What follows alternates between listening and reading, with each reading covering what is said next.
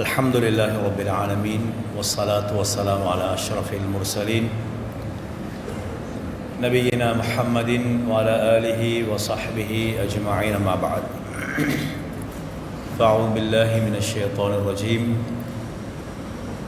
الرجال قوامون على النساء بما فضل الله بعضهم على بعض وبما أنفقوا من أموالهم صدق الله العظيم وقال رسول الله صلى الله عليه وسلم يا معشر الشباب من استطاع منكم الباءة فليتزوج فإنه أغض للبصر وأحسن للفرج ومن لم يستطع فعليه بالصوم فإنه له وجاء أو كما قال النبي صلى الله عليه وسلم எல்லாம் வல்ல ரப்புல் ஆலமீன் அல்லாஹ் சுப்ஹானஹு வ தஆலாவை போற்றி புகழ்ந்து அல்லாஹ்வின் தூதர் முஹம்மது முஸ்தபா ஸல்லல்லாஹு அலைஹி வஸல்லம் அன்னவர்கள் மீதும் அன்னவர்களின் வழிமுறைகளை நேசித்த பின்பற்றிய உயிர்ப்பித்த உருவாக்கிய சகல நல்லவர்கள் மீதும் கியாமத் நாள் வரைக்கும் ஸலவாத்தும் ஸலாமும் உண்டாகட்டுமாக. கண்ணியமான அல்லாஹ்வின் நல்லடியார்களே, அன்பின் இஸ்லாமிய சகோதரர்களே, சங்கையான தாய்மார்களே, சகோதரிகளே, அல்லாஹு தாலாவினுடைய அருள் இறங்கக்கூடிய, மன அமைதி இறங்கக்கூடிய, மலக்குகளுடைய சகவாசத்தை கொண்ட ஒரு உன்னத சபையில், அல்லாஹுவின் மாளிகையில் அல்லாஹு தாலா அல்லாஹுடைய தீனுடைய அம்சங்களை கற்று தெரிந்து கொள்ளவும் வாழ்க்கையில் கடைபிடிக்க எண்ணம் கொள்ளவும் அல்லாஹு தாலா வாய்ப்பளித்திருக்கிறான். அல்ஹம்துலில்லாஹ். இன்றைய வகுப்பிற்கான தலைப்பாக இஸ்லாமிய திருமணத்திற்கான செலவீனங்கள் என்று தலைப்பிடப்பட்டிருக்கிறது. இந்த தலைப்புக்குள்ளால் இரண்டு அம்சங்கள் இருக்கின்றன. ஒன்று இஸ்லாமிய திருமணம், இரண்டு திருமணத்திற்கான செலவீனம். நம்மை பொறுத்தவரையிலே நாம் முஸ்லீம்கள், இஸ்லாத்தை நேசிப்பவர்கள், உயிருக்கு மேலாக பின்பற்றுபவர்கள், அதனை ஆதரிப்பவர்கள், அல்லாஹ் ரசூலுடைய வழிகாட்டல் அல்லது கட்டளை தடையுத்தரவு என்று வந்துவிட்டால் நம்முடைய விருப்பு வெறுப்புகளுக்கு அப்பால் நாம் அதனை பேணுபவர்கள் என்ற வகையிலே இஸ்லாமிய வழிமுறைகள் நமக்கு மிகவுமே பிரயோஜனமானதாக இருக்கும். மருந்து குடிக்க மாட்டேன் என்று சொன்ன ஒருவருக்கு மருந்து வாங்கி கொடுப்பது அல்லது மருந்து கொடுக்க முயற்சிப்பது அது பயனளிக்க மாட்டாது. அல்லாஹுடைய மார்க்கத்தின் வழிமுறைகளில் நான் வாழ்வேன் என்று நினைக்கும் ஒருவருக்குத்தான் அல்லாஹுடைய சன்மார்க்க வழிமுறைகள் பயனளிக்கும். தனது விருப்பம், தனது சிந்தனை அல்லது யாரோ உருவாக்கிய வழிமுறைகளையும் கடைப்பிடித்து கொள்ள வேண்டும் என்று விரும்புவர்களுக்கு இஸ்லாம் ஒரு சிரமமான, பாரமான, சுமையான ஒன்றாகத்தான் இருக்கும். எனவே இஸ்லாமிய முறைப்படி என்னுடைய வாழ்வு அமைய வேண்டும் என்று நினைக்கும் ஒவ்வொருவருக்கும் இஸ்லாம் பயனளிக்கும்.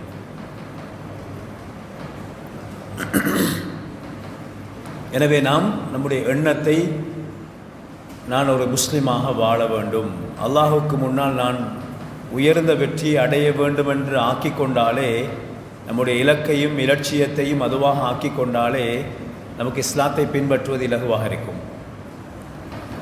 இன்னத்தீன யுஸ்ருன், அல்லாஹுடைய மார்க்கம் இலகுவானது. அது ஏன் பாரமாக தெரிகிறது என்றால், பாரம் மனசில் இருக்கிறது அல்லது நமக்கு அது ஏற்றுக்கொள்ளக்கூடிய மனோபக்குவத்தை நாம் உருவாக்கி கொள்ளவில்லை, அதனால் அது பாரமாக தெரிகிறது. எனவே நாம் இஸ்லாத்தை நான் முழுமையாக கடைபிடிக்க வேண்டும் என்று ஆர்வம் கொண்டாலே அதனுடைய வழிகாட்டல் இலகுவாக நமக்கு தெரியும். அந்த வகையிலே இங்கு நாம் சொல்வது இஸ்லாமிய திருமணம். இரண்டாவது, திருமணத்திற்கான செலவீனங்கள். 5 வகையான செலவீனத்தை அறிஞர்கள் அல் குர்ஆன் சுன்னா மற்றும் இஸ்லாமிய அறிஞர்களுடைய கருத்துக்கள் விரிவாக்கங்களை வைத்து சுருக்கமாக குறிப்பிட்டிருக்கிறார்கள். ஒன்று, ஒருவர் மஹர் கொடுத்து திருமணம் செய்ய வேண்டும், அந்த மஹருக்கான செலவீனம். இரண்டாவது, திருமண நாளுக்கான செலவீனம். மூன்றாவது, தன் வாழ்க்கை துணைக்கான மனைவிக்கான செலவீனம். நான்காவது,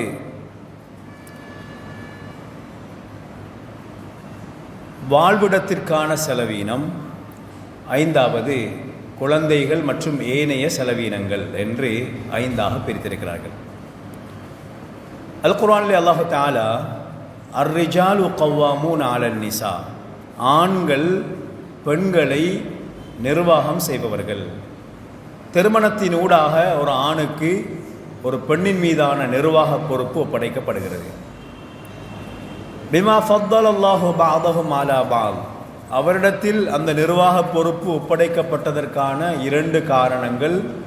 ஒன்று, அவர் பெண்களை விட சில சந்தர்ப்பங்களிலே சில விடயங்களிலே ஆண்கள் உயர்வானவர்களாக, வலிமைகள் கொண்டவர்களாக, முற்படுத்தப்பட்டவர்களாக அவர்கள் படைக்கப்பட்டிருக்கிறார்கள். முதலில் அல்லாஹ் ஆதமை படைக்கிறான், பிறகு அல்லாஹ் ஹவ்வாவை படைக்கிறான். நபிமார்களை ஆண்களில் மாத்திரமே அல்லாஹு தஆலா தெரிவு செய்தான், அனுப்பி வைத்தான். இஸ்லாத்தின் மிகப்பெரிய பணியான அழைப்பு பணியினுடைய உச்சநிலையான போரை, ஜிஹாதை அல்லாஹ் ஆண்களுக்கு மாத்திரம்தான் கடமையாக்கியிருக்கிறான். இஸ்லாத்தின் மிகப்பெரிய அடையாள சின்னமான ஜமாஅத்தினுடைய தொழுகையை ஆண்களுக்கு மாத்திரமே கடமையாக்கியிருக்கிறான். இன்னொரு என்ன, பல விடயங்களில் சம்பாதித்தல், செலவழித்தல் போன்ற பொறுப்புகள் ஆண்களுக்கே வழங்கப்பட்டிருக்கின்றன. எனவே பெண்களை விட ஆண்கள் பல விடயங்களில் முன்னிலைப்படுத்தப்பட்டிருக்கிறார்கள். அதனால் நிர்வாக பொறுப்பு அவர்களுடைய கையில் கொடுக்கப்படுகிறது. வபிமா அன்ஃபகு மின் அம்வாலிஹிம், தங்களுடைய பொருளாதாரத்திலிருந்து அந்த பெண்களுக்காக அவர்கள் செலவு செய்கிறார்கள். எனவே நிர்வாக பொறுப்பு அவருடைய கையிலே கொடுக்கப்பட்டிருக்கிறது. நிர்வாகி என்றால் முஷ்ரிஃப், கண்காணிப்பாளர், அவதானிப்பாளர், பொறுப்பாளர் என்பது அர்த்தம். மையும்ஃபிக் யுஷ்ரிஃப், யார் செலவழிக்கிறாரோ அவர்தான் பொறுப்பாளர், அவர்தான் தகுதியான கண்காணிப்பாளர். செலவழிக்காத ஒருவரால் சரியாக தனது பொறுப்பை நிர்வாக பொறுப்பினை நிறைவேற்ற முடியாது. எனவே ஆண்கள் நிர்வாகிகள், அதற்கான காரணி அவர்கள் முன்னிலைப்படுத்தப்பட்டிருப்பதும் அவர்கள் தங்களுடைய பொருளாதாரத்தில் செலவழிப்பதும். அந்த வகையிலே திருமணத்திற்கான செலவீனங்களுடைய பெரும்பகுதி அல்லது முழுவதும் ஆணைத்தான் சாருகிறது. பெண்ணுக்கு திருமணத்திற்கான விசேட செலவுகள் என்று எதுவும் கிடையாது. மேலதிக ஏற்பாடுகளை ஒரு பெண் செய்வதில் தவறு கிடையாது. கட்டாயமாக திருமணத்திற்காக இந்த பெண் இவ்வளவு செலவழித்துத்தான் ஆக வேண்டும், பெண்ணோ பெண் தரப்பாரோ பெண்ணின் பொறுப்பாளரோ இவ்வளவு செலவழித்துத்தான் ஆக வேண்டும் என்ற கட்டாயம் ஷரியத்தில் கிடையாது. கட்டாயமான நிலை ஆண்களுக்கு மாத்திரம்தான் இருக்கிறது. அதைத்தான் நாம் சொன்னோம். பெண்ணுக்கான மஹர் ஆண் கொடுக்க வேண்டும், திருமண நாளுக்கான செலவு ஆண் செய்ய வேண்டும், வாழ்விடத்திற்கான செலவு ஆண் செய்ய வேண்டும். அதே போன்று மனைவிக்கான செலவீனங்கள் ஆண் செய்ய வேண்டும், பிள்ளைகள் மற்றும் ஏனைய செலவுக்கான செலவீனங்கள் ஆண் செய்ய வேண்டும். பெண் உதவி செய்வதில், ஒரு சிறிய அளவிலே பங்களிப்பு செய்வதில் தடை கிடையாது, கட்டாயம் கிடையாது. இங்கு கட்டாயம் மேலதிகம் என்ற வித்தியாசத்தினை நாம் தெரிந்து கொள்ள வேண்டும். ஒரு பெண்ணுடைய செலவீனங்கள் மேலதிகமாக இருக்கலாமே தவிர கட்டாயமானதாக இருக்க மாட்டாது. கண்ணியமானவர்களே, ரசூலுல்லாஹி ஸல்லல்லாஹு அலைஹி வஸல்லம் அவர்கள் இளைஞர் சமூகத்தை பார்த்து சொன்னார்கள், யா மாஷர ஷபாப், இளைஞர்களே, மனிஸ்ததா மின்குமுல் பாஅத ஃபல்யதஸவ்வஜ், உங்களில் யாரிடத்தில் பாஅத்துக்கான தகுதி இருக்கிறதோ அவர் திருமணம் செய்து கொள்ளட்டும். ஃபஇன்னஹு அகது லில் பஸர் வ அஹ்ஸனு லில் ஃபர்ஜ், அது பார்வையை தாழ்த்தி கொள்ளவும் அஃபத்தை பேணிக்கொள்ளவும் வழி செய்யும். ஃபஇல்லம் யஸ்ததி', பாஅத்துக்குரிய தகுதி அவருக்கு இல்லாவிட்டால், அதாவது ஃபஅலைஹி பிஸ்ஸௌம், அவர் நோன்பை கடைபிடித்து கொள்ளட்டும்.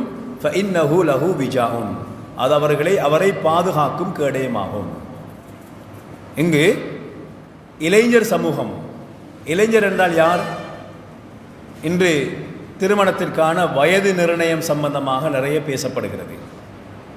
குறிப்பாக முஸ்லிம் தனியார் சட்டத்திலே திருமண வயது வரையறுக்கப்பட வேண்டும் என்று மிக பலமாக பேசப்படுகிறது. அதற்கான பல நியாயங்களும் சொல்லப்படுகின்றன.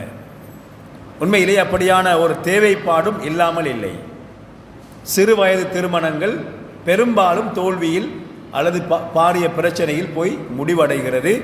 அதனால் ஒரு வயதொன்று வரையறுக்கப்படுவது பொருத்தமானது என்பதில் எந்த மாற்று கருத்தும் கிடையாது. ஆனால் வயதை வரையறுத்து அந்த வரையறுக்கப்பட்ட வயதுக்கு முன்னர் ஒருவருக்கு திருமணத்துக்கான தேவை ஏற்பட்டால் என்ன என்பதும் கட்டாயமாக அங்கு பேசப்பட வேண்டும். ஏனென்றால் உணர்வுகள் வயதுகளோடு மட்டுப்படுத்தப்பட்டவை அல்ல. பசி யாருக்கும் வரும். தேவைகள் இளமையினுடைய அந்த பருவம் ஏற்பட்டதற்கு பின்னர் யாருக்கும் தேவைகள் ஏற்படலாம். எனவே வரையறுத்து விட்டால், அதற்கு முன்னர் ஏற்பட்டு விட்டால் என்ன செய்வது என்ற ஒரு கேள்வி அங்கு ஏற்படும். அதனால் அது சம்பந்தமாகவும் விரிவாக பேசப்பட வேண்டும். ஷரியத்துடைய பார்வையிலே இளைஞன் என்பது 3 பருவங்களை மனிதர்கள் சந்திக்கிறார்கள். குழந்தை பருவம், இளமை பருவம், முதுமை பருவம். குழந்தை பருவத்தை 3ஆக பிரிக்கிறார்கள். கைக்குழந்தை பருவம், குழந்தை பருவம், இளமைக்கு நெருக்கமான குழந்தை பருவம். இளமை பருவத்தை 3ஆக பிரிக்கிறார்கள். கட்டிளமை பருவம், இளமை பருவம், முதிர்ச்சியான இளமை பருவம் அல்லது முதுமைக்கு நெருக்கமான இளமை பருவம். முதுமை பருவத்தையும் 3ஆக பிரிக்கிறார்கள். முதுமையின் ஆரம்பம், தளர்ந்த முதுமை, தள்ளாத முதுமை என்று 3ஆக பிரிக்கிறார்கள். இப்படி 9 கட்டமாக மனிதனுடைய வாழ்வு அமைந்திருக்கிறது. இதிலே வயது அடிப்படையிலும் பிறந்தது முதல் குழந்தை பருவத்தை பொறுத்தவரையிலே 12, 13 வயது வரும் வரைக்கும் குழந்தை பருவம்தான். 13லிருந்து இளமை பருவம் ஆரம்பித்து 45, 40, 50, 55 வயது வரும் வரைக்கும் இளமை பருவம். அதற்குள் 3 கட்டங்களும் வரும். அதற்கு பின்னர் முதுமையினுடைய பருவம். 13 வயதிலிருந்தே ஒரு இளமை என்ற அந்த தலைப்பு ஆரம்பித்து விடுகிறது. கட்டிளமை பருவம் என்று டீனேஜ் என்று சொல்லுவோம். அப்போ இளமை பருவம் அங்கேயே ஆரம்பிச்சிருது. அப்போ திருமண வயதை 18, 20 அப்படி என்று சொல்லி வரையறுத்தால், அதற்கு முன்னால் ஒருவருக்கு ஒரு தேவை ஏற்பட்டு விட்டால் என்ன செய்வது? ஹலாலாக அவர் தன்னுடைய தேவையை எவ்வாறு அவர் பூர்த்தி செய்வது? கட்டாயமாக அது பேசப்பட வேண்டும். சரி, ஸல்லல்லாஹு அலைஹி வஸல்லம் அவர்கள் பொதுவாக இளைஞர்களை பார்த்து சொன்னார்கள், யா மாஷர ஷபாப் மன் இஸ்ததாஅ மின்குமுல் பாஅத்த ஃபல்யதஸவ்வஜ். உங்களில் யாரிடத்தில் பாஅத் இருக்கிறதோ அவர் திருமணம் செய்யட்டும். பாஅத்திற்கு விளக்கம் தான் நாம் ஏற்கனவே சொன்னோம்.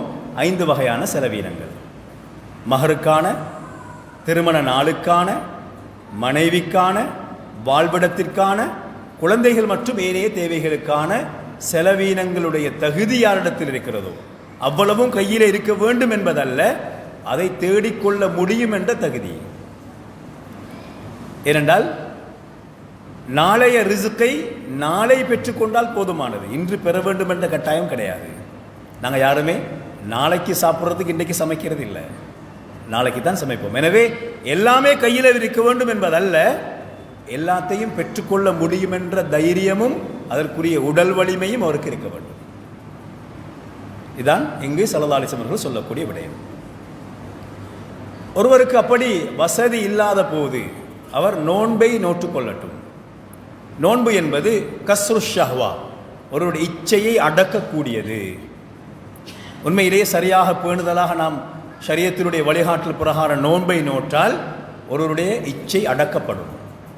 அது நிரூபிக்கப்பட்ட ஒரு விடயம், ஹதீஸில் சொல்லப்பட்ட விடயம். இச்சை அடக்கப்பட்டால் திருமணத்தினுடைய தேவை அவருக்கு ஏற்பட மாட்டாது.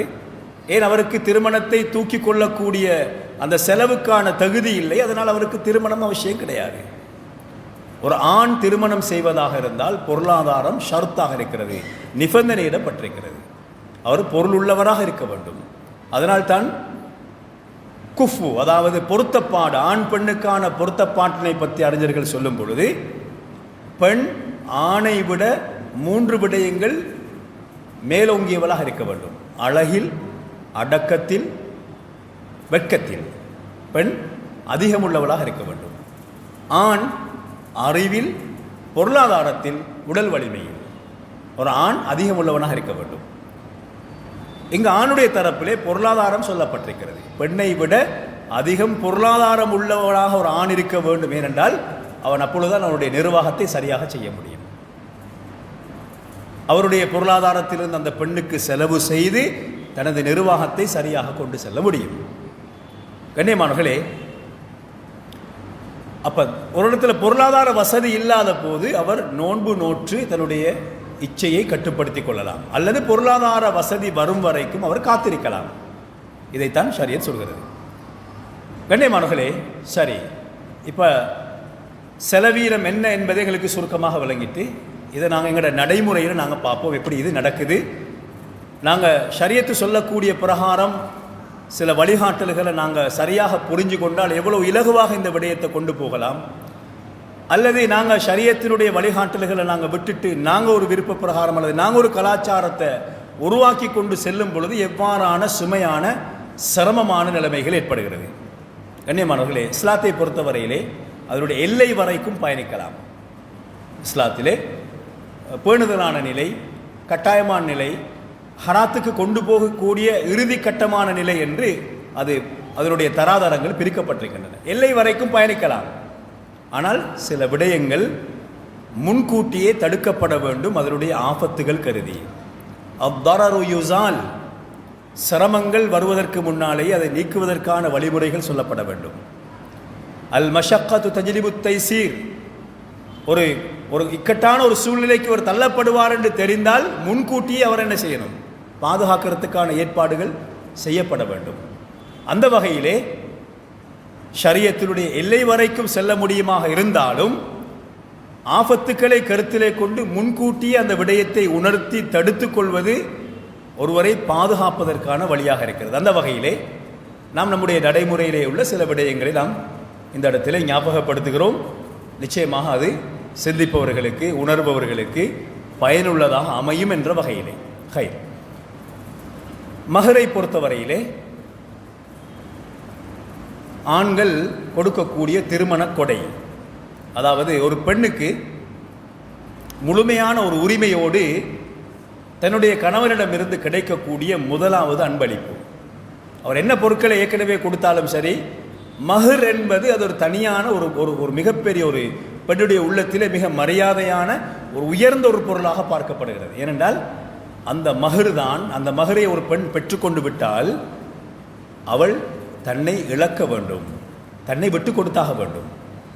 ஒரு ஆண் மஹர் கொடுக்கவில்லை என்றால் ஒரு பெண் தன்னை தடுத்து கொள்ளலாம். என்னை நான் உனக்காக விட்டு தர மாட்டேன் என்று சொல்வதற்கு அனுமதி இருக்கிறது. ஏன்? மஹர் கொடுக்கப்படவில்லை. மஹரை பெற்றுக்கொண்டு விட்டால் தடுத்துக் கொள்வதற்கு அனுமதி கிடையாது. எனவே ஒரு பெண்ணுடைய உயிரை விட மேலான கற்பினுடைய ஒரு பிரதிதான், அதற்கான பகரம் தான் மஹராக இருக்கிறது. எனவே அதை ஆண்கள் மிக சிறப்பாக அதனை ஏற்பாடு செய்ய வேண்டும். ஏன்? ஒரு பெண்ணுடைய ஒரு உயர்ந்த ஒரு விடயம். அதே நேரம் ஒரு ஹதீஸ் வந்திருக்கிறது, அதமுன் நிசாஇ பரகதன் ஐஸருஹுன்ன முஅனா, பெண்களில் மிக பரக்கத்து பொறிந்த பெண்கள் செலவு குறைந்த பெண்கள் என்று ஒரு ஹதீஸ் வந்திருக்கிறது. அது நிக்காஹுக்கும் வந்திருக்கிறது. அதமுன் நிக்காஹை பரக்கத்தன் ஐஸருஹு முஅனா, செலவு குறைந்த திருமணம் தான் அதிக பரக்கத்துக்குரிய திருமணம் என்று வந்திருக்கிறது. இந்த அதாவது செலவு குறைந்த பெண்கள் என்ற அந்த விடயத்திலே சாதாரணமான மஹர் கொடுக்கப்படக்கூடிய பெண்கள் என்றும் அதற்கு விளக்கம் சொல்லப்பட்டிருக்கிறது. ஆனால் மஹரை பொறுத்தவரையிலே குர்ஆன் சொல்கிறது, ஒரு ஆணும் பெண்ணும் திருமண வாழ்க்கையில் இணைந்து வாழ்ந்து கொண்டிருக்கும் பொழுது அவர்களுக்கு தொடர்ந்து வாழ்க்கையை கொண்டு போக முடியாத போது அவர்கள் பிரிந்து கொள்ளலாம். ஆனால் கொடுத்த மஹரை அவர் பெற முடியாது. அந்த பெண்ணோடு உறவு கொண்டிருந்தால் அதிலிருந்து எதனையுமே பெற முடியாது. உறவு கொள்ளாமல் இருந்தால் பாதி மஹரை பெற்றுக்கொள்ள முடியும். குர்ஆன் அதனை பற்றி சொல்லும் பொழுது, வஇன் ஆதைதும் யஹ்தாஹுன்ன கின்தாரன் ஃபலா தஅഖுது மின்ஹு ஷைஆ, நீங்கள் அந்த பெண்களுக்கு தங்க குவியலை மஹராக கொடுத்திருந்தாலும், ஒரு தங்கத்தினுடைய தூசியினுடைய பெறுமதி கூட நமக்கு தெரியும். ஒரு சிறிய ஒரு கிராம் தங்கத்தினுடைய விலை என்னன்னு எங்களுக்கு தெரியும். தங்கம் குவியலாக கொடுக்கப்பட்டிருக்கிறது. எத்தனை கோடி அதற்கு பெறுமதி வரும் என்று நமக்கு தெரியும். இப்படி நீங்கள் ஒரு பெண்ணுக்கு மகரை கொடுத்திருந்தாலும், அவளோடு உறவு கொண்டிருந்தால், அவளோடு வாழ முடியாது என்று நீங்கள் பிரியும் பொழுது ஒரு துளியை கூட நீங்கள் அதில் எடுக்க முடியாது. இதை சொல்லி குர்ஆன் என்ன சொல்கிறது என்றால், ஒரு பெண்ணுக்கு தங்க குவியலையும் மகராக கொடுக்கலாம். சாதாரணமான மகர் கொடுக்கணும் என்கிறது இல்லை. சாதாரணமான மகருடைய பெண் பரக்கத்துக்குரிய பெண் என்ற ஹதீஸ் இருந்தாலும் கூட இப்படி கொடுக்கலாம். ஹஸரத் உமர் ரலியல்லாஹு அன்ஹு அவர்கள் ஒரு ஹுத்பாவிலே, ஒரு பயானிலே, லா துகாலு ஃபி முஹூரி நிசா, பெண்களுடைய மகரை அளவு கடந்து கொடுக்காதீர்கள். ஏனென்றால் அதிலும் ஒரு நியாயம் இருக்கிறது. மகர் என்பது எப்பொழுது கொடுக்கப்படும்? திருமணத்தின் ஆரம்பத்திலே. பெரிய ஒரு மகரை கொடுத்துட்டார், சில நாட்கள் போகக்குள்ள இந்த பெண்ணோட வாழ முடியாத நிலைமை வந்துட்டால் அதிலிருந்து திருப்பி எதையுமே பெற முடியாது. பெரிய ஒரு இழப்புண்டு அவருக்கு ஏற்படும். அதனால் அளவு கடந்து மகரை கொடுக்காதீர்கள். இதுவும் ஷரியத்தில் உள்ள ஒரு விடயம்தான். அதை ஹஸரத் உமர் அவர்கள் ஞாபகப்படுத்திய பொழுது ஒரு வயதான ஒரு பெண் எழுந்து சொன்னார், அல்லாஹு தஆலா சூரா நிசாவிலே, நீங்கள் தங்க குவியலை அந்த பெண்களுக்கு கொடுத்தாலும் அதிலிருந்து எதனையும் பெற வேண்டாம் என்று அல்லாஹ் சொல்கிறானே, அப்படி என்றால் ஒரு தங்க குவியலையும் மகராக கொடுக்க முடியும் என்பதுதானே அர்த்தம். அப்படி இருக்கும் பொழுது நீங்கள் ஏன் பெண்களுடைய மகரை அதிகம் கொடுக்க வேண்டாம் என்று சொல்கிறீர்கள் என்று ஹஸரத் உமரிடத்திலே அவர்கள் திரும்ப கேட்ட பொழுது உமர் அவர்கள் தன்னுடைய தவறை ஏற்றுக்கொண்டார்கள். கண்ணியமானவர்களே, அப்போ பெண்களுக்கு மகர் கொடுக்கும் பொழுது பொதுவாகவே அந்த பெண்ணுடைய மரியாதையை, அந்த பெண்ணுடைய உயர்வை பேணக்கூடிய ஒரு மகராக, குறைந்தபட்சம் அந்த பெண்ணுக்கு ஒரு உயர்ந்த ஒரு எண்ணத்தை தரக்கூடிய ஒரு மகராக ஆண்கள் அந்த மகரை அமைக்க வேண்டும். மகரை இரண்டு வகையாக பிரிக்கிறார்கள். ஒன்று மஹருல் மிசில், இன்னொன்று மஹருல் முசம்மா. மஹருல் மிசில் என்றால் தகுதிக்கான மகர். எல்லா பெண்களும் சமமான தகுதியில் உள்ளவர்கள் அல்ல. அழகு, குடும்ப அந்தஸ்து, அவருடைய கல்வி தராதரம், அவருடைய ஏனைய திறமைகள் என்று தராதரம் வேறுபாடு உள்ளவர்கள் இருக்கிறார்கள். எனவே ஒரு பெண்ணுடைய தகுதிக்கான மகர் கொடுக்கப்பட வேண்டும். இன்னும் ஒன்று குறிப்பிடப்பட்ட மகர். அது தகுதியை வைத்து தீர்மானிக்கப்பட்டிருக்கலாம் அல்லது பொதுவாக தீர்மானிக்கப்பட்டிருக்கலாம். ஒரு குறிப்பிடப்பட்ட மகர். இந்த மகரிலே தகுதிக்கான மகர் மிகச் சிறந்தது. பொதுவாக நம்முடைய பகுதியில் 10,000 ரூபா, 20,000 ரூபா, இப்படி ஒரு சில்லற மகர் கொடுக்கக்கூடிய ஒரு நடைமுறை இருக்குது. உண்மையிலேயே இங்கு மகரை பற்றி தான் பேச்சு. ஏனென்றால் ஷரியத் மகரை பற்றி மட்டும்தான் பேசுது. வேறு கொடுப்பனவுகள் நடந்திருக்குதே, அது கவுண்ட் இல்லை. ஏன்னா அது ஷரியத் சொல்லலை. இங்கே ஷரியத் பேசின மகரை பற்றி தான் நாங்கள் பேசுகிறோம். கண்ணியமானவர்களே, மிச்சம் ஒரு சில்லறையான மகர்கள் கொடுக்கப்படுறதை பார்க்குறோம். இது பொருத்தமற்றதாகும். ஒரு பெண்ணுடைய மகர் பாருங்கள், எத்தனையோ திருமண பிணக்குகள் வருகுது. பொதுவாக ஆண்களும் மகரை திருப்பி கேட்கறது இல்லை, ஏன்னா கேட்க இயலாது. பெண்கள் உசுறு போனாலும் மகரை கொடுக்க மாட்டாங்க. ஏன்? அது அவங்களோட கற்புக்கான ஒரு இழப்பீடு, அவங்களோட கற்புக்கான ஒரு பகரம், அதை கொடுக்க மாட்டார்கள். அப்போ நாங்கள் அந்த பெண்ணுக்காக கொடுக்கக்கூடிய மகர் தான் அங்கு பிரதானமே தவிர ஏனே அன்பளிப்புகள் அல்ல. அதனால் விசாலமான மகர்கள் என்ன செய்யலாம்? கொடுக்கப்படலாம். அது மிக பொருத்தமானதாக இருக்கும். அது பெண்களுக்கு கௌரவமானதாக இருக்கும். மாஷா அல்லாஹ். சிலர் நம்முடைய ஊரில், நம்முடைய பிரதேசத்தை பொறுத்தவரையில் ஒரு சிலர் சிறப்பான மகர்களை கொடுக்கிறார்கள். ஆனால் வெளி மாவட்டங்களிலே பார்த்தால் மிக உயர்ந்த மகர்கள் கொடுக்கப்படுகின்றன. மிக உயர்ந்த மகர்கள் கொடுக்கப்படுகின்றன. அது மிக பொருத்தமானதாக இருக்கும். இரண்டாவது, திருமண நாளுக்கான செலவு. அதாவது திருமணத்தினுடைய நிகழ்வுகளை நாம் சொல்வோம். இதை பொறுத்தவரையிலே இங்கு பிரதானமான விஷயம் அந்த ஆணும் பெண்ணும் திருமண பந்தத்தில் இணைவது. இதான் அதனுடைய மிக சுருக்கமான கருப்பொருள். அவர்கள் 2 பேரும் இணைவது. குடும்பத்தினர்கள், நண்பர்கள், ஏனைய உறவுகள், அயலவர்கள் சேர்ந்து அதனை இணைத்து வைக்கிறார்கள். இங்கு பிரதானமாக கவனிக்கப்பட வேண்டிய விடயம், இந்த 2 பேருக்கும் எது அதிக மகிழ்ச்சியை, அதிக சந்தோஷத்தை கொடுக்குமோ அது செய்யப்பட வேண்டும். சில போது அதை பற்றிய கவனம் இல்லாமல் ஊராரை, தெரிந்தவர்களை, அறிமுகமானவர்களை மகிழ்விக்கக்கூடிய நிகழ்வுகள் நடப்பதை பார்க்கிறோம். அதிகமாக அப்படியான விசாலமான ஏற்பாடுகள் 1000 பேருக்கு, 1500 பேருக்கு கண்டு ஆட்களை கூட்டி ஆட்களுக்கு நாங்கள் மகர், அதாவது வலிமாக்கு போனோம், நிக்காகுக்கு போனோம் என்ற ஒரு மகிழ்ச்சி தான் அங்கு பெரிதாக்கப்படுகிறதே தவிர இந்த வாழ்க்கையில் இணையக்கூடியவர்களுக்கான எவ்வளவு தூரம் முன்னிலைப்படுத்தப்படுகிறார்கள், அவர்களுடைய உணர்வுகள், அவருடைய எதிர்காலங்கள், அவருடைய மகிழ்ச்சிகளை பற்றி எவ்வளவு தூரம் கவனம் எடுக்கப்படுகிறது, குறைவாகத்தான் இருக்கிறது. ஒரு சம்பவத்தை சொல்கிறேன். கண்டி பகுதியில் நடந்த ஒரு சம்பவம், ஒரு படிப்பினைக்காக சொல்கிறேன், ஒரு சிந்தனைக்காக. ஒரு பெண்ணுக்கு திருமணம் பேசப்படுகிறது. அந்த பெண் நல்ல ஒழுக்கமான, நல்ல பக்குவமான பெண். இப்போ திருமணத்துடைய பேச்சுவார்த்தைகள் குறிப்பிட்ட இடம் கொண்ட திருமணம் பேசியாச்சு. இப்போ திருமணத்துக்குரிய ஏற்பாடுகள் நடக்குது. ஒரு புத்திசாலித்தனமான ஒரு பெண். அவள் தன்னுடைய தந்தைக்கிட்ட கேட்குறா, பாப்பா நான் கொஞ்சம் உங்களோட கதைக்கணும். என்ன விஷயம்? இல்லை, இந்த திருமணத்தில் ரொம்ப மகிழ்ச்சியாக ரொம்ப சந்தோஷமாக இருக்கணும், நீங்கள் யாரை நினைக்கிறீங்க அப்படின்னு சொல்லி. அப்போ சொன்னார், இதில் என்ன சந்தேகம், நீ தான் உன்னோட திருமணம், நீ தான் சந்தோஷமாக இருக்கணும். சரி, அப்படின்னா எனக்கு ஒரு ஐடியா ஒன்று இருக்குது. நீங்கள் சாச்சா, மாமா, பெரியப்பா, குடும்பத்தில் முக்கியமானவங்க, திருமணத்தை முன்னிட்டு நடத்துகிறவங்க இருக்கிறீங்களே, எல்லாரும் ஒரு இடத்துல சேருங்க.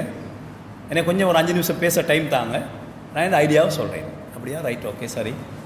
இப்போ எல்லாரையும் சேர்த்தாச்சு. இப்போ அங்கேயும் கேட்குறா, யார் இந்த திருமணத்தில் ரொம்ப மகிழ்ச்சியாக இருக்கணும்னு நினைக்கிறீங்க? எல்லாரும் சொன்னாங்க, நீ தான் மகிழ்ச்சியாக இருக்கணும்.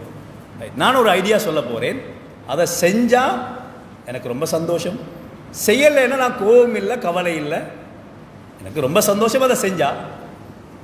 அப்படியா? சரி. கேட்டால் சரி, இது திருமணத்துக்கு நீங்கள் எவ்வளவு செலவழிக்கலாம்னு யோசிக்கிறீங்க? உடனே கணக்கு போட்டாங்க. ஹோலுக்கு இவ்வளவு செலவு, வாகனத்துக்கு இவ்வளவு செலவு, உடுப்புக்கு இவ்வளவு செலவு, கார்ட்ஸுக்கு இவ்வளவு செலவு என்று போட்டு எல்லாம் எடுத்தால் 25 லட்சம் ரூபா செலவு. ஒரு கணக்காக நான் சொல்கிறேன், 25 லட்சம் ரூபா செலவு. சொன்னால் நான் ஒரு யோசனை சொல்கிறேன், செய்யணுமென்று கட்டாயம் இல்லை, செஞ்சால் எனக்கு ரொம்ப சந்தோஷம், இல்லைன்னா நான் யாருடைய கோபம் இல்லை, யாரோடையும் எந்த மனஸ்தாபம் இல்லை, உங்களோட விருப்பப்படி செய்யலாம், சொல்லுங்கள், பிரச்சனை இல்லை. நீங்கள் இந்த போட்ட 25 லட்சம் ரூபாவில் ஒரு 10 லட்சம் ரூபாவை எனக்கு காசாக தாங்க, 15 லட்சம் ரூபாவில் கல்யாணத்தை செய்யுங்க. இப்போ சபை ஸ்தம்பிதம். சரி, யோசிச்சு பார்த்து அவள் போட்ட பாயிண்ட் என்னது? இந்த கல்யாணத்தை ரொம்ப சந்தோஷமாக இருக்கணும் நான், அப்போ கொடுத்தான் ஆகணும். பாப்பா தான் முடிவெடுத்தார். சரி, பிரச்சனை இல்லை, இந்த 10 லட்ச ரூபா கூடி நாங்கள் 15 லட்ச ரூபாவில் சுருக்க போகிறோம். இப்போ 50,000 ரூபாட ஹோல் 25,000 ஹோலாக மாறுது. 1000 பேர் 500 பேராக மாறுறாங்க. எல்லாம் சுருக்கி சுருக்கி சுருக்கி 15 லட்ச ரூபா கல்யாணம் முடிச்சாச்சு. இப்போ எல்லாருக்கும் யோசனை, இந்த 10 லட்ச ரூபா வச்சு என்ன செய்ய போகிறா? கல்யாணம் முடித்து 3-4 நாள் ஒரு கிழமை போகக்குள்ள தண்டை கணவன்ட்ட கேட்டால், நானும் நீங்களும் நிறைய இடங்களுக்கு சுத்த போகணும், போகத்தானே வேணும், ஆசை தானே, உங்கள்ட்ட என்ன வாகனம் இருக்குது? அவர் சொன்னார், என்கிட்ட பைக் தான் இருக்குது. பைக்கா? பைக்கில் எல்லா இடத்துக்கும் போக இயலாது. சரி, கேட்டால் சரி, ஒரு கார் ஒன்று வாங்குறேன்டா, உங்கள்கிட்ட காசு இருக்குதா? அவர் சொன்னார், கார் வாங்குற அளவுக்கு என்கிட்ட காசு இல்லை. சரி, கார் ஒன்று வாங்குறேன்டா எவ்வளோ வரும்? ஒரு 25 லட்ச ரூபா வரும். சரி, உங்களால் எவ்வளோ எடுக்கலும்? எனக்கு அப்படி இப்படி அங்கே இங்கேன்னு எடுத்தால் ஒரு 15 லட்ச ரூபா எடுக்கணும். அப்படி என்னங்க பிடிங்க 10 லட்ச ரூபா, 25 லட்ச ரூபா காராக வாங்க, 2 பேரும் காரில் சுற்றுவோம். ஊராக்களை சந்தோஷப்படுத்துறதை விட எங்கட கல்யாணத்தில் நாங்கள் சந்தோஷமாக இருக்கோம். 25 லட்ச ரூபா செலவழிச்சிருந்தா ஊராக்கள் மாஷா அல்லாஹ் சந்தோஷமாக கல்யாணத்துக்கு வந்து சாப்பிட்டு குடிச்சிட்டு துவா செஞ்சுட்டு போயிடுவாங்க. வாழ்க்கை பைக்கில் தான் ஓடிட்டுருக்கும். புத்திசாலி தண்ட வாழ்க்கையை அவ தீர்மானிக்கிறா. நான் எங்கட வாழ்க்கையை யார் தீர்மானிக்கிறா? ஊர் மக்கள் தீர்மானிக்கிறான். எங்கட வாழ்க்கையை நாங்கள் தீர்மானிக்கிறோம். யாரோ தீர்மானிக்கிறல, எங்கட வாழ்க்கையை நாங்கள் தீர்மானிக்கிறோம். எங்களுக்கு என்ன தேவைன்னு சொல்லி அவ புத்திசாலி. சரி, பிழையா ஊர் மக்களை கூப்பிட்டு சாப்பாடு கொடுக்கறது? இஸ்லாம் எங்கே சொல்லிச்சு முழு ஊருக்கு சாப்பாடு கொடுங்க? அப்துல் ரஹ்மான் இப்னு அவுஃப் அவர்கள் முழு இஸ்லாமிய உம்மத்துக்கும் சாப்பாடு கொடுக்க தகுதி உள்ளவங்க. நபி அவங்க என்ன சொன்னாங்க? ஒரு ஆட்டறுத்தால் சாப்பாடு கொடுங்க. சிம்பிள். அவட கல்யாணம் நடந்தது நபிக்கே தெரியாது. நபி அடையாளம் ஒன்றை வச்சு தான் கண்டுபிடிச்சான். என்ன அப்துல் ரஹ்மான் கல்யாணம் நடந்துச்சோ அப்படின்னு கேட்டாங்க. நபிக்கே சொல்லலை. ஊருக்கெல்லாம் கல்யாணம் சொல்லணும் அவசியம் இல்லை. அறிவிங்க நிக்காக, ஆட்களை கூப்பிடணும்னு கட்டாயம் இல்லை. நிக்காக அறிவித்தல் கொடுங்க. கான்ட்ராக்ட சொல்லுங்க, எனக்கு நிக்கா, மகனுக்கு நிக்கா, மகளுக்கு நிக்கா. நீங்கள் கல்யாணத்துக்கு வாங்கன்னு கூப்பிடுறது கட்டாயம் இல்லை. அறிவிக்கிறது கட்டாயம். ஏனென்றா தப்பாக யாரும் விளங்கிடக்கூடாது. செய்தியை பரத்தோனும் ஆட்களை கூப்பிடணும் கட்டாயம் இல்லை. கண்ணியமானவர்களே, நான் ஒரு 3 நாளைக்கு முன்னால் ஒருத்தர் சந்தித்தேன். ஒரு பாப்பா உண்டு, எதார்ச்சியாக சந்தித்தேன். சொன்னார், என் மகள் 2 மகன்மார்ட கல்யாணத்தை ஒரு வருஷத்துக்குள்ளே செஞ்சேன், 70 லட்சம் ரூபா கடன். என்று அவரோட சொல்லக்குள்ளே அவரோட முகத்தை பார்க்க இல்லாமல் இருந்துச்சு. 70 லட்சம் ரூபா கடன், 3 நிக்காக நடத்திட்டேன், 70 லட்சம் ரூபா கடன். அவர் யாருன்னா அவருக்கு சுகரா ப்ரெஷரா எல்லா ஜாதியும் இருக்குது. இந்த 70 லட்சம் ரூபாவே அவர் அவசரமாக கபருக்கு கொண்டு போயிடும். நான் கடன் வாங்கின என்னத்துக்கு? இந்த கடனை வேறு என்னத்துக்கு வாங்கிப்பார் நினைக்கிறீங்க நீங்கள்? ஊர் மக்களுக்காக வாங்கினது, பிள்ளைகளுக்காக வாங்கின கடன் இல்லை. ஊருக்கு காட்டுறதுக்குரிய கல்யாணத்துக்கு வாங்கின கடன் தான் இவ்வளவு. கண்ணியமானவர்களே, இஸ்லாம் ரொம்ப லேசி, ரொம்ப லேசி. நாங்கள் சுமையாக்கி கொண்டோம். இப்போ நம்மளோட பகுதிகளில் ஒரு வித்தியாசமான ஒரு கடந்த காலங்களில் வேறொரு கலாச்சாரம் இருந்துச்சு, அதுக்கு பேர் மடமை. இப்போ ஒரு கலாச்சாரமே, அதுக்கும் பேர் மடமை தான். டிசைன் மாறி இருக்குது, அவ்வளோதான். டிசைன் மாறி இருக்குது. ஒரே ஆள் ஒரு திருமணத்தில் 4 ஃபங்க்ஷன் 3 ஃபங்க்ஷனுக்கு வராரு. என்ன அவசரம், என்ன அவசியம், என்ன அவசியம்? ஒரே ஆளை 2-3 ஃபங்க்ஷனுக்கு ஏன் கூப்பிடணும்? ஏன் அவர் ஏற்கனவே செஞ்ச துவா சரியில்லையா? திருப்பி அடுத்ததுக்கு வந்து துவா செய்கிறதுக்கு ஒருத்தர் ஒரு இடத்துக்கு கூப்பிட்டா போதுமானது. கூப்பிடத்தான் வேணும். கட்டாயம் எங்களோட உறவுகளை கூப்பிடணும், எங்களோட நண்பர்களை கூப்பிடணும், அயலவர்களை கூப்பிடத்தான் வேணும். அதை பானம் என்று சொல்லலை. நாங்கள் யோசிப்போம், ஒருத்தர் நிக்காஹுடைய பேரில் ஒரு ஃபங்க்ஷனுக்கு வந்தால் போதும் தானே, ஒரு ஃபங்க்ஷனாக மாற்றலாம். ஒரு தவறான ஒரு புரிதல் இருக்குது, நிக்காஹ் நடந்து கணவன் மனைவி சேர்ந்ததுக்கு பின்னால் தான் வலிமா கொடுக்கணும். அப்படி ஒன்றே கிடையாது, அப்படி ஷர்த்தே கிடையாது. அப்படி கட்டாயம் சந்தர்ப்பம் இருந்தால் பிரச்சனை இல்லை. இல்லை 2 பேரும் தனிமையாக ஒரு கொஞ்ச நேரம் தனிமையில் இருந்தாலே போதுமானது. 2 பேரும் தனியாக பேச விட்டாலே போதுமானது, கட்டாயம் இல்லை. என்ன செய்யலாம்? ஒரே ஃபங்க்ஷன் ஆக்கலாம், எல்லாத்தையும் சேர்த்து மொத்தமாக ஒரு ஃபங்க்ஷன். ஒரு சாப்பாடை சந்தோஷமாக கொடுப்போம், பிரச்சனை இல்லை. கொஞ்சம் செலவு கூட போனாலும் சிரமங்களை குறைக்கலாம். நாங்கள் வீணான அதாவது ஒரே ஆள் பல தடவைகள் வந்து போகிறதுங்கிறது அவசியம் இல்லை. நாங்கள் உருவாக்கி கொண்டோம், ஷரியத் அப்படி சொல்லலை, பாடமாக்கி கொண்டோம். ஒருவர் சொன்னார், எந்த சமூகத்தில் திருமணம் பாரமாகுமோ அந்த சமூகத்தில், எந்த சமூகத்தில் திருமணத்துக்கு விலை கூடுமோ அந்த சமூகத்தில் விபச்சாரத்துக்கு விலை குறையும். எந்த சமூகத்தில் திருமணத்துக்கு விலை குறையுமோ அந்த சமூகத்தில் விபச்சாரத்துக்கு விலை கூடும். அப்படின்னு என்ன அர்த்தம்? விலை கூடின பொருள் எல்லாரும் நுகர்றல்ல, எல்லாரும் வாங்குறல்ல. திருமணத்துக்கு விலையை கூட்டினால் விபச்சாரம் சீப்பாக இருக்கும். அதைத்தான் நிறைய பேர் நுகர பார்ப்பாங்க. திருமணத்தை சீப்பாக்கினால் விபச்சாரத்துக்கு விலை கூடும், அங்கே எல்லாரும் போக மாட்டாங்க. இதுதான் சுருக்கம். இஸ்லாமிய திருமணம் என்கிறது தான். இன்ன ஆதமன் நிகாஹ் பரக்கா ஐஸருஹு முனா, குறைந்த செலவில் செய்யப்படும் நிகாஹ். இப்போ நாங்கள் வழிந்து தள்ளப்படுறோம், செஞ்சு தான் ஆகணும். நானோட கல்யாணம் இப்படி தான் நடந்துச்சு, தம்பியோட கல்யாணம் இப்படி தான் நடந்துச்சு, அது அந்த ஹோல் நடந்துச்சு, இந்த ஹோல் நடந்துச்சு, நாங்கள் இல்லாட்டி எப்படி கௌரவம்? கண்ணியமானவர்களே, நாங்கள் போலி கௌரவம் எங்களுக்கு தேவையில்லை. ஒருத்தர் எப்படியான நிலைமைக்கு தள்ளப்பட்டார் என்றால், ஒரு படிப்பினைக்காக சொல்கிறேன், தன்னை மனைவிட குடும்பத்துக்கிட்ட தான் ஒரு வசதிக்காரனாகவே காட்டி பழகிட்டார். ஆரம்பத்திலிருந்தே அதை சிலர் மெயின்டைன் பண்ணி வராங்க. மனைவிட குடும்பத்தில் வசதிக்காரனாக காட்டணுமேங்கிற என்ன அவசியம்? தன்னை மனைவி பிள்ளைகளுக்கு வசதிக்காரனாக இருந்தால் போதும், குடும்பத்துக்கு காட்டணும்னு அவசியம் இல்லை. காட்டி வந்தார். போக போக அவரால் தொழில் செய்ய முடியாமல் போயிட்டு இப்போ பிழையான வழிகளில் எப்படியோ காசு எடுத்தாங்க. ஏன்? வசதிக்காரனுங்கிறத மெயின்டைன் பண்ணி ஆகணும். கடைசியில் மிகப்பெரிய ஒரு ஹராமான சொத்தொன்று உள்ளுக்கு எடுத்துட்டார். அவரோட சக்கராத் கூட மிச்சம் கஷ்டமான நிலைமையில் நான் அமைஞ்சிச்சு. பிள்ளைகள் தடமாறுறாங்க. இது வாப்பா தந்த ஹலாலான சொத்துன்னு சொல்கிறதா ஹராமான சொத்துன்னு சொல்கிறதா? ஏனையவங்க சொல்கிறாங்க ஹராமன்றாங்க, வாப்பா கடைசி வரைக்கும் ஹலால் என்றார். தடமாத்தத்தில் இருக்க பிள்ளைகளை தடமாத்தத்தில் விட்டுட்டு போயிட்டார் வாப்பா. என்ன காரணம் என்றால், சுருக்கம், மனைவியோட குடும்பத்துக்கிட்ட தான் வசதிக்காரனுங்கிறத மெயின்டைன் பண்ணதுதான். குடும்பத்துக்கு வாழணும் அவசியம் இல்லை. எங்களோட மனைவி பிள்ளைகளுக்கு செலவழிக்கக்கூடிய ஒவ்வொரு ரூபாயும் சதகா.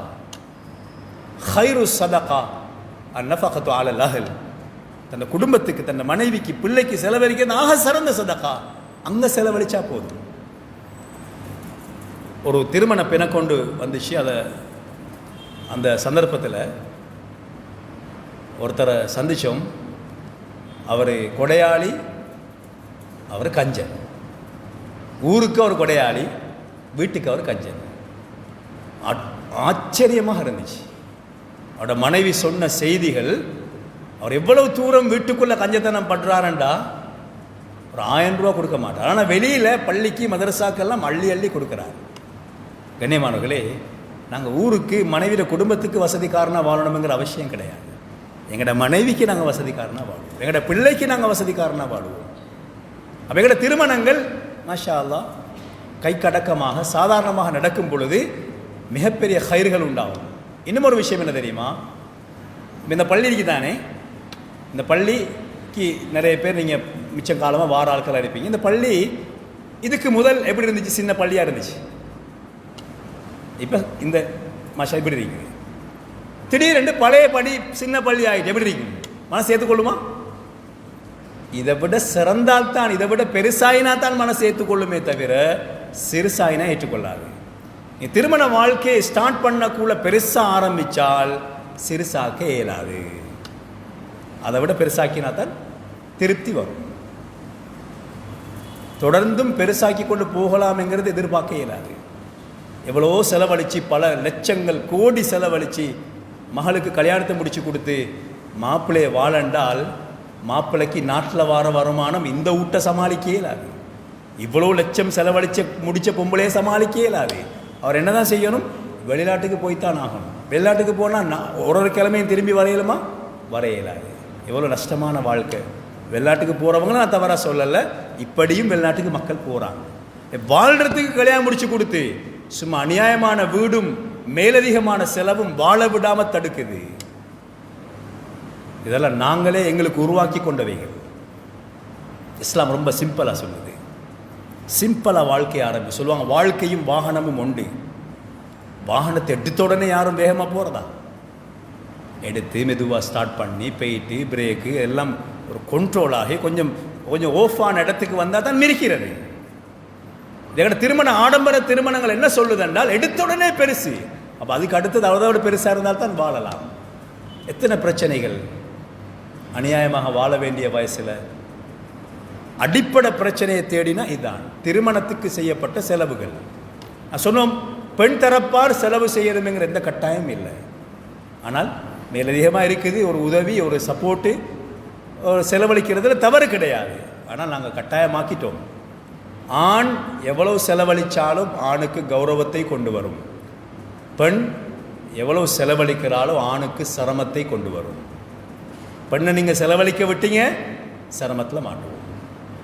ஆண் செலவழிக்கிறாரு, சிறப்பாக இருப்பார். இதுதான் சுருக்கம். பெண் தரப்பார செலவழிக்க விடக்கூடாது என்றால் குர்ஆன் சொல்லுது, ஆணுடைய நிர்வாகத்தினுடைய அடையாளமே அவர் அவருடைய பொருளாதாரத்தில் செலவழிக்கிறது. அவர் செலவழித்தால் அவருடைய வரவுக்கேற்ப செலவழிப்பார். பெண்களை செலவழிக்க விட்டால் மேலதிகமாக வரவை உண்டாக்கினா தான் அவரால் செலவழிக்க இயலும். மாட்டிக்கொள்வார். எல்லா நாளும் எல்லாருக்கும் அது சக்ஸஸ் ஆகாது. எனவே கண்ணியமானவர்களே, இந்த திருமண செலவினங்களை கொஞ்சம் கட்டுப்படுத்துவோம். ஷரியத் அப்படி சொல்லலை, எல்லாருக்கும் வலிமா கொடுங்க. உண்மையிலே நான் யோசிக்கிறது, மஸ்ஜிதுடைய இமாமா இருக்கிறேன். ஒவ்வொரு கிழமையும் கல்யாண அழைப்பு வரும். நிக்காகும் போகணும், வலிமாக்கும் போகணும். ஏன்னா ஒன்றுக்கு போகலாதான்னு யோசிக்கிறது. ஏன்னா போகிறதுல பல சிரமங்கள் இருக்குது. 4 கல்யாணத்துக்கு போட்டால் 8 ப்ரோக்ராம் ஆகிடும். அப்படி ஒரு கட்டாயம் இல்லை. மாஷா அல்லாஹ் ஒரு இடத்துல செஞ்சால் துவா அல்ஹம்துலில்லாஹ், அந்த துவா போதுமானது. திரும்ப திரும்ப ஒருக்கும் கூப்பிட்டு சாப்பாடு கொடுத்தால் துவா செய்ய வைக்கணுங்கிற அவசியம் இல்லை, தவிர்க்கப்படலாம். எதிர்காலத்தில் இதெல்லாம் யோசிக்கப்படணும். ஏனென்றால் மிக சிரமமான நிலைமைகள் உருவாகி கொண்டு வருகிறது. பிழையான பொருளாதாரத்தை தேட வேண்டிய நிலைமைக்கு ஆண்கள் தள்ளப்படுகிறார்கள். கட்டாயமாக தவிர்க்கப்பட வேண்டும். அடுத்த விடயம் மனைவிக்கான செலவீனங்கள். முதலாவது சொன்ன மஹரை பற்றி, ரெண்டாவது சொன்னோம் திருமணத்துக்கான செலவு, அதில் அதிகம் பரக்கத்துள்ள செலவு திருமணம் அதிக குறைந்த செலவுகளில் செய்யப்படக்கூடிய திருமணம். மூன்றாவது மனைவிக்கான செலவு. கண்ணியமானவர்களே, அல்லாஹ் தஆலா நம்முடைய மனைவிமாரை அமானிதமாக நம்முடைய கையில் ஒப்படைத்திருக்கிறார்.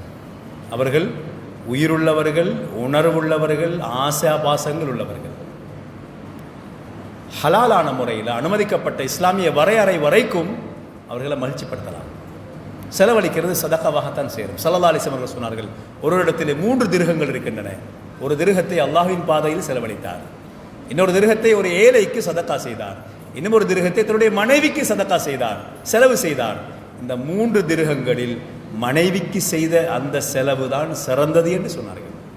அல்லாஹ்வுடைய பாதையில் செலவழிக்கிறதும் இல்லை, ஏழைகளுக்கு கொடுக்கறதும் இல்லை, மனைவிக்கு செலவழிக்கிறது தான் சிறந்தது. நாளைக்கு ஒரு நிக்காஹ் பயனில் கூட சொன்னேன், நாங்கள் வெள்ளிக்கிழமை ஆகினா காத்தாங்குடி பீச்சுக்கு தானே கூப்பிட்டு போகிறோம், என் மனைவியை காத்தாங்குடி பீச்சுக்கு தானே கூட்டிகிட்டு போகிறோம். ஏன் நாங்கள் யோசிக்கிறோம் இல்லையா, கொஞ்சம் இந்தியாவில் மெரினா பீச்சில் கொஞ்சம் கூட்டு போய்த்து வந்தா என்ன ஹராமா? ஹராம் இல்லை, அப்படியெல்லாம் யோசிப்போம். மனைவிக்கு செலவழித்து அது சதக்கா தான். நாங்கள் எங்கே விட்டுட்டோம் காசை, அதனால் இப்போ எடுக்க எல்லாம் இருக்குது. அங்கே பிடிச்சிருந்தா இங்கே வரும் காசு. நாங்கள் யாரையோ சந்தோஷப்படுத்த செலவழித்து முடிச்சிட்டோம், இப்போ அடக்கமாக தான் வாழ வேண்டியிருக்குது. அங்கே நாங்கள் கொஞ்சம் லிமிட் பண்ணியிருந்தால் இங்கே காசு. நிறைய பேர் சிரமப்படுறாங்க, திருமணத்துக்காக அள்ளி செலவழித்து போட்டு இப்போ வார வருவாயில் கடனை கொடுக்குறதா வாழ்கிறதா, கடனை கொடுக்குறதா வாழ்கிறதா என்ற பிரச்சனையோடு இருக்கிறாங்க. நிறைய பேருக்கு அந்த பிரச்சனை இருக்குது. ஆனால் கண்ணியமானவர்களே, அவர் மனைவிக்கான செலவினங்களை பொறுத்தவரையில் அவைக்கு சாப்பாடு கொடுக்கணும், உடுப்பு கொடுக்கணும், அவைக்குரிய ஏனைய தேவைகள் கட்டாயம் செய்து கொடுக்கப்படணும். எந்த அளவுக்கு உலமாக்கள் எழுதியிருக்கிறாங்கன்றால் ஃபுகஹாக்கள், ஒரு பெண் அவட திருமணத்துக்கு முன்னால் வீட்டில் வேலைக்காரி வச்சு தான் அவட விஷயங்கள் வேலையில் செய்யப்பட்டிருக்குது என்றால் கணவனும் வேலைக்காரி வைக்கணும். அப்போ அதுக்கேற்ற மாதிரியான குடும்பத்தில் தான் இவர் திருமணம் செய்யணும். இவட வரவுக்கேற்ற மாதிரியான குடும்பத்தில் தான் இவர் செய்யணும், திருமணமே செய்யணும். அதனால தான் சொல்லப்பட்டுச்சு, அதாவது ஆண் பெண்ணுக்குரிய அந்த பொருத்தப்பாட்டில் ஆண் பொருளாதாரத்தில் கூடியவராக இருக்கும். அப்போ தான் அதை என்ன செய்யும், பேலன்ஸ் ஆகி போகும். அடுத்த விஷயம் வாழ்விடத்துக்கான ஏற்பாடு. ஆணை பொறுத்தவரையிலே அவர்தான் வாழ்விடத்தினை ஏற்பாடு செய்யணும். சரி, ஒரு உதவிக்கு எல்லாமே ஆண்கள கையில் 100% அமைகிறது இல்லை, ஆனால் அவருடைய எண்ணமும் அவருடைய நீயத்தும் அப்படித்தான் இருக்கும். இப்போ நாங்கள் இப்போ வாழ்ந்துட்டு இருக்கிறோம், என்ன செய்கிறது? வாடகை கொடுக்கலாம். மனைவியை வீட்டுக்கு என்ன செய்யலாம், வாடகை கொடுக்கலாம். மாஷா அல்லாஹ், பிரச்சனை இல்லை. வாடகை வீட்டில் நாங்கள் எவ்வளோ காலம் இருக்கிறோம்? சிலர் பிறந்தது, வாழ்ந்தது, திருமணம் முடித்தது, மௌத்தா போனது எல்லாமே வாடகை வீட்டில் தான். கொழும்பு சைட்லாம் போனால் நிறைய பேர் வாடகை வீட்டில் தான் இருக்கிறாங்க. அப்போ என்ன செய்யலாம், மனைவி வீட்டுக்கு வாடகையோடு கொடுப்போம். வானம் வேண்டாங்க, பிரச்சனை இல்லை, ஆனால் பேசி முடிச்சிடுவோம். ஒரு சின்ன ஒரு வாடகை சரி என்ன செய்யலாம். ஏன்னா நாங்கள் ஆண்களாகிய நாங்கள் தான் எங்கட மனைவிக்கு இடம் கொடுக்கணும். எங்கட எண்ணத்தில் இருக்கட்டும், நான் இன்ஷா தான் இந்த மனைவிக்கு இடம்னு கொடுப்பேன். ஒரு வீடோடு கட்டி ஓப்பன் பண்ணுறதுக்கு கூப்பிட்டுருந்தாங்க. அந்த வீட்டுக்காரவங்க எங்களோட ஹஜ்ஜிக்கு வந்தவங்க, என்னோட முகபத்தானவங்க, அந்த பெண்ணும் என்னோட முகபத்தானவங்க. அப்போ நான் சும்மா அந்த பெண்கிட்ட கேட்டேன், இந்த வீடு உங்களோட வீடா உங்களோட மகளோட வீடான்னு கேட்டேன். இல்லை, மகளோட வீடு தான் சொன்னேன். இந்த வீடு உங்களோட வீடாக இருந்தால் அவங்களுக்கு எவ்வளோ சந்தோஷமாக இருக்குது. உண்மையிலே சந்தோஷமாக தான் இருக்குது. அப்படின்னா கணவன் தனக்கு ஒரு வீடு கட்டி தந்தால் எவ்வளோ சந்தோஷமாக இருக்குது. நாங்கள் பிள்ளைக்கு வீடு கட்டி கொடுத்ததை பற்றி யோசிக்கிறோம். எங்கள்ட மனைவிக்கு வீடு கட்டி கொடுப்போம். பிள்ளைக்கு வாரவர் கட்டுவார், பிள்ளைக்கு நாங்கள் கட்டி கொடுத்தா வாரவருக்கு அப்போ என்ன வேலை? நாங்கள் எங்களுக்கு வீடு கட்டுவோம். சென்ற ஒரு வகுப்பில் கூட சொத்துரிமை சம்பந்தமான வகுப்பில் கூட ஞாபகப்படுத்தினோம், மௌத்து வரைக்கும் எங்கட கையில் சொத்தொன்று இருக்கட்டும், எல்லாத்தையும் மள்ளி கொடுத்துட்டு மகன் பிச்சை போடுவாரா, மகள் சோறு போடுவாரான் இருக்கிறதுங்கிறது அது கௌரவம் இல்லை. இவ்வளோலாம் உழைச்சி போட்ட மக்கள், எவ்வளோலாம் கௌரவமாக வாழ்ந்த மக்கள் கடைசி நேரத்தில் பிச்சைக்காரங்க மாதிரி இருக்கிறாங்களே, எவ்வளோ கவலையாக இருக்குது. யோசிக்கலையே அவங்க? பிள்ளைகளுக்கு எல்லாத்தையும் அள்ளி கொடுத்துட்டு அப்போ இவங்க வாழ்றது இல்லையா? அப்போ நாங்கள் மனைவிக்கு ஒரு வீடு கட்டினா கடைசி வரைக்கும் அது எங்களுக்காக இருக்கும். அதான் எங்களுக்கு ஒரு கௌரவமாக இருக்கும். பிள்ளைகள் அவங்களுக்கு, ஆம்பளை பிள்ளை அவருக்கு வீடு கட்டி கொள்வார், பொம்பளை பிள்ளைக்கு வாரவர் வீடு கட்டி கொடுப்பார். உடனே எல்லாம் செய்யணும், எல்லாம் செஞ்சால் தான் கல்யாணம்ங்கிறதும் இல்லை. இப்போ ஒரு அட்ஜஸ்ட்மெண்ட் என்ன செய்யலாம், ஒரு சப்போர்ட்டுன்னு பண்ணுங்க. ஆனால் முடிவு இப்படி தான் இருக்கணும். அவனோட உள்ளத்தில் இருக்கும், நான் என்ன மனைவிக்கு வீடு கட்டுவேன். அது 60 வருஷம் வாழ்ந்திருந்தாலும் பரவாயில்லை, நாளை கபருக்கு போன நிலைமையில் இருந்தாலும் பரவாயில்ல. எங்களோட எண்ணம் அப்படி தான் இருக்கு. அதான் எங்களோட கௌரவம். மனைவிக்கு எந்த அளவுக்கு குர்ஆன் சொல்லுதென்றால், சூரா தலாக்குடைய பாடத்தில் அஸ்கினுஹுன்ன மின் ஹைது சக்கந்தும், ஒருத்தர் என்ன செஞ்சிட்டார், மனைவி பிடிக்கல, தலாக் சொல்லிட்டார். இவைக்கு தலாக் கொட்டா இதாவுடைய காலம் வருமே. இந்த காலத்தில் கற்பிணி பெண்ணாக இருந்தால் செலவும் கொடுக்கணும், கற்பிணி இல்லை என்றால் செலவும் கொடுக்கணும், தங்கிறதுக்கு இடமும் கொடுக்கணும். கற்பிணியாக இல்லை என்றால் இடம் கொடுக்கறது கட்டாயம். இப்போ கேட்குறாங்க உலமாக்கள் கேள்வி உண்டு, இப்போ தான் இவன் மனைவி இல்லையே, இவைகளுக்கு இடம் கொடுக்கணும். சொல்கிறாங்க பதில் ஒன்று என்னென்றால், இவன் மனைவியாக இருந்தா என்பதனால் இடம் கொடுக்குறார். மனைவியாக இருந்தவைக்கே இடம் என்றால் மனைவியாக இருப்பவைக்கு என்ன செய்யணும்? நாங்கள் தலா கூட்டத்துக்கு போகிறவே எங்களோட இடத்துல நாங்கள் தங்க வைக்கணும் என்று குர்ஆன் சொல்லுதென்றால், வாழும் பொழுது அப்போ எங்கே தங்க வைக்கிறதவை? இது ஒரு மிக அவசரமாக மாற்ற முடியாத ஒரு தலைப்பாக இருந்தாலும் சிந்திக்க வேண்டிய எங்களோட பொறுப்பு என்ன, ஆண்களாக எங்களுடைய கடமை என்னங்கிறத நாங்கள் என்ன செய்யணும், புரிஞ்சுக்கணும். அடுத்து 5வது பிள்ளைகள் மற்றும் ஏனைய செலவுகள். அதுக்காகத்தான் நாங்கள் என்ன செய்யணும், அதுக்கும் சேர்த்தா நாங்கள் சம்பாதிக்கணும். இல்லை எங்களால் அது சுமக்க முடியலை என்றால் அதுக்குரிய ஏற்பாடுகளை நாங்கள் செய்யலாம். பிள்ளைகள் என்று வந்துட்டால் அதுக்குரிய செலவுகளை அந்தந்த காலத்தில் அந்த பிள்ளைகளுக்கு உணவுக்குரிய, உடைக்குரிய, படிப்புக்குரிய செலவுகள் நாங்கள் செஞ்சு தான் ஆகணும். அதுக்குரிய மேலதிகமான வருமானத்தை நாங்கள் உண்டாக்கி தான், இது ஆணுடைய கடமை. ஆக கண்ணியமானவர்களே, சுருக்கமாக நாங்கள் முடிவுக்கு வருவோம். இஸ்லாமிய திருமணத்திற்கான செலவீனங்கள் என்பதுதான் நம்முடைய வகுப்பினுடைய தலைப்பு. முதல்ல இஸ்லாம் எங்களுக்கு யாருடைய கருத்து, யாருடைய சிந்தனை எங்களுக்கு பெருசு அல்ல, அல்லாஹ் ரசூலுடைய வழிகாட்டல் எங்களுக்கு பெருசு. 2வது திருமணத்திற்கான செலவீனங்கள் 5ஆக பிரிக்கப்பட்டிருக்கிறது. மஹர், திருமண நிகழ்வுக்கான ஏற்பாடுகள், மனைவிக்கான செலவுகள், தங்குமிடத்திற்கான செலவுகள், பிள்ளைகள் மற்றும் ஏனைய செலவுகள். இந்த விடயங்கள் எல்லாமே ஆணோட சம்பந்தப்பட்டது. திருமண வாழ்க்கையை திருமணத்துக்கு முன்னாலேயே படித்து விளங்கி திருமண வாழ்க்கையில் இணைவோம். நிச்சயமாக பல ஹயர்கள், பல தெளிவுகளோடு எங்களோட திருமண வாழ்க்கை செல்லும். பிரச்சனை வந்ததுக்கு பின்னால் தீர்வு தேட போனால் 100% தீர்வு கிடைக்க மாட்டாது. ஏன்னா திரும்பி வர முடியாது, அந்த பயணத்தில் திரும்பி வர முடியாது. எனவே அல்லாஹ் சுப்ஹானஹு வ தஆலா இந்த தீனுடைய மார்க்க விடயங்களை விளங்கி நம்முடைய வாழ்வை சீரமைத்துக் கொள்ளக்கூடிய, ஒழுங்கமைத்துக் கொள்ளக்கூடிய பாக்கியத்தை அல்லாஹ் நம் அனைவருக்கும் நசீபாக்குவானாக. இந்த சிறப்பான ஏற்பாட்டினை, இந்த சந்தர்ப்பத்தினை வழங்கி அல்லாஹ் தஆலாவுக்கு நாம் நன்றி சொல்கிறோம், அல்ஹம்துலில்லாஹ். அதே போன்று இந்த மஸ்ஜிதினுடைய கௌரவமான நிர்வாகிகள் தொடர்ந்தும் இந்த ஏற்பாட்டினை சளைக்காமல் மிகவும் உற்சாகமாக செய்து வருகிறார்கள், அவர்களுக்கும் நாம் நன்றி சொல்கிறோம். மாஷா அல்லாஹ், மக்கள் நீங்கள் வாரதுனால தான் இந்த வகுப்பே நடக்குது. அல்லாஹு தாலா உங்களுடைய அந்த உற்சாகத்தை அல்லாஹு தாலா கபூல் செய்வானாக. உங்களுக்கும் நன்றி சொல்கிறோம். அதே போன்று ஏனைய ஏற்பாட்டாளர்களுக்கும் ஜஸாக்குமுல்லாஹ் ஹைரா. வாஹிரு தஅவானா அல்ஹம்துலில்லாஹி ரப்பில் ஆலமீன். அஸ்ஸலாமு அலைக்கும் வரஹ்மத்துல்லாஹி வபரகாத்துஹு. சுப்ஹானல்லாஹி வபிஹம்திஹி.